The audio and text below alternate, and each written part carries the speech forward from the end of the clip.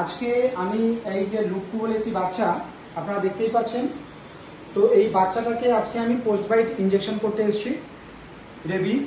এবং রেবিজ আমি কেন করছি সেই বিষয়টা আপনাদেরকে একটু জানানো দরকার বলে আমার মনে হয়, তাই আমি জানাচ্ছি। বিষয়টা হচ্ছে, ও বাইরে খেলাধুলো করতে গেছিলো, ওর বন্ধু বান্ধবরা ওকে কামড়েছে। আমরা তো জানি না যে কোন বাচ্চা রেবিজ ক্যারি করছে। তো তার জন্য আমরা এখন ওকে যেহেতু কামড়েছে, আমাদের ধরে নিয়ে চলতেই হবে যে বাচ্চাটা কামড়েছে তার রেবিজ আছে। তো সেই কারণে আমরা ওকে আজকে পোস্ট বাইট ভ্যাকসিন করব।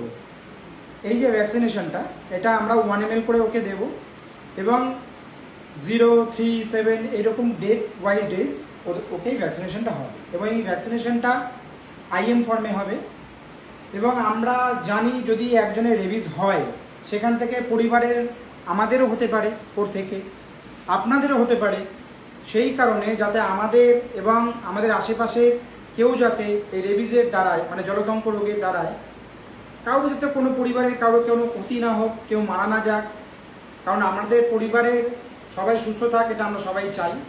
তাই এই জিনিসটা আপনারা কখনো ভুল করবেন না। যাদের বাড়িতে পেট আছে, দয়া করে আমি তাদের রিকোয়েস্ট করব, অতি অবশ্যই যদি কোনো কারণে দেখেন যে একটা কুকুর বা একটা বিড়াল মারামারি করছে, অতি অবশ্যই ভেটের কাছে যান এবং ভ্যাকসিনেশনটা অতি অবশ্যই নিন।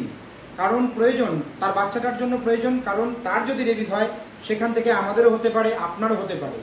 তো আপনাদের কাছে আমার রিকোয়েস্ট বলতে পারেন, যদি এরকম কিছু দেখেন যে কোনো বাচ্চাকে কামড়েছে, সেক্ষেত্রে আপনারা ভ্যাকসিনেশনটা করুন বা কোনো এনজিওতে খবর দিন, যাতে তারা এসে সেই ব্যবস্থাটা নিতে পারেন।